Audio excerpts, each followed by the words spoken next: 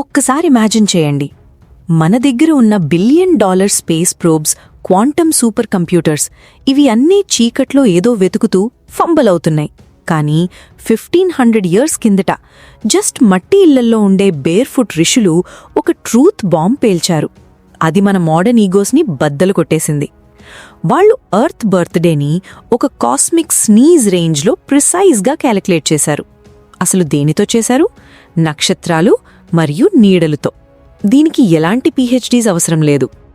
సూర్య సిద్ధాంతాలు, ఇది 400 to 500 CE time నాటి ancient Indian astronomical beast telescopes రావడానికి 1000 సంవత్సరాల ముందే వచ్చింది. ఇందులో పురాణాస్ కల్పాని డిఫైన్ చేశాయి.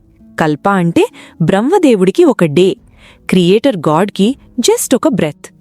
కొంచెం వేదిక్ మ్యాథ్ని క్రంచ్ చేయండి. 14 మన్వంతరాస్, ఒక్కొక్క దానిలో 71 మహాయుగాసుంటాయి. అసలు ఒక మహాయుగ అంటే 4.32 మిలియన్ సోలార్ ఇయర్స్.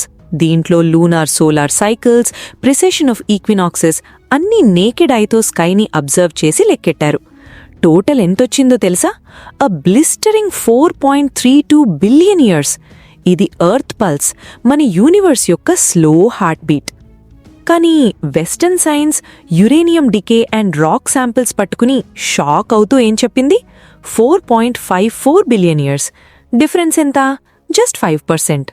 కానీ ఇక్కడ అసలు గట్ పంచ్ ఏంటంటే, ఆ ఋషుల దగ్గర మనం ఇప్పుడు డ్రీమ్ చేసే టెక్ కానీ, ఆర్బిటల్ మెకానిక్స్ని సిమ్యులేట్ చేసే వేదిక్ ఆల్గోరిథమ్స్ లాంటివి కానీ, పెద్ద పెద్ద క్యాలిక్యులేషన్స్ కోసం zero based positional notation, or else ఈ సాలిటిస్కి పర్ఫెక్ట్గా అలైన్ అయ్యే అబ్జర్వేటరీస్ లాంటివి, ఇంకా చెప్పాలంటే అక్కడ ఎలాంటి సిలికాన్ చిప్స్ కూడా లేవు. జస్ట్ ఇన్ఫినిట్ మైండ్స్ ఆ ఇన్ఫినిటీని డీకోడ్ చేశాయి.